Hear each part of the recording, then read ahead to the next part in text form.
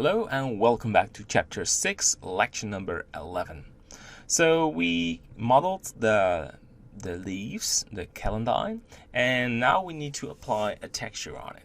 So what we're going to do is we select this object because it's all in one, and we go to new, and we go to image texture, open, and celandine.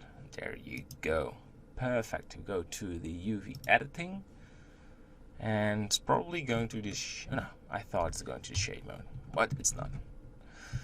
So let's select all of them in once, and you project from view. We still have the nettle, so we have to change that one. All right, come on, that one. Good. So let's scale it, and we hope to fit it in once. That will save us a lot of time. But yeah, that's quite hard. I was hoping there was a sort of a quick way of doing this. Alright, so now we do it by hand, which is very hard because the stem needs to be in line. That one seems to look fine. And check the next one. Wow, this was a perfect hit. It is possible just doing this.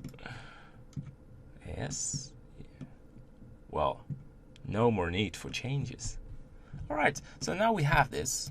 Let's move the background image. And I want to make separated objects. So Ctrl L, P, selection, and you select it, and we put this onto the origin and putting it right there, and you can continue. So Ctrl L, P, selection. I mean, you know this workflow, we've done this so many times, but we keep repeating it because we want to get better in it, and each time we learn something new. Because for this celandine we're going to make a flower, so it's an interesting learning point.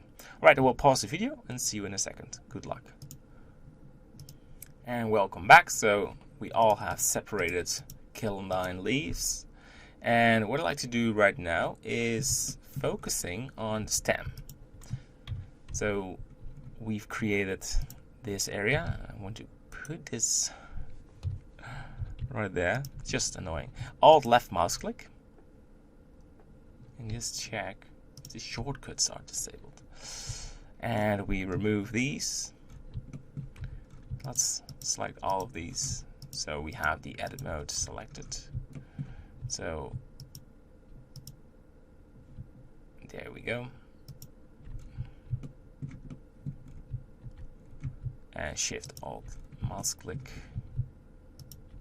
yes.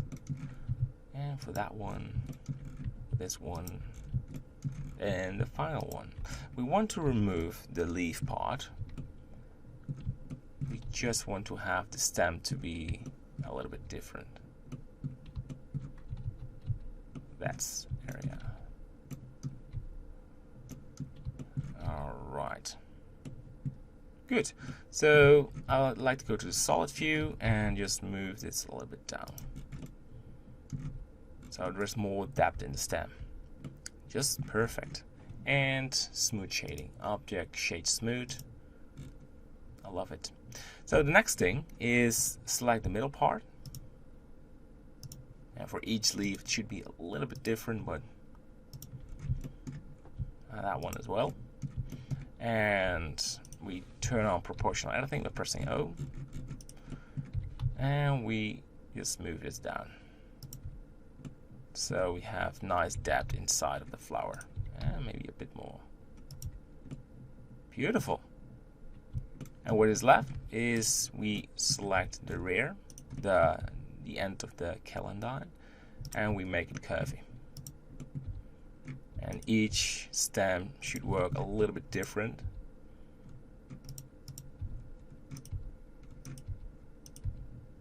Alright, and the other ones as well.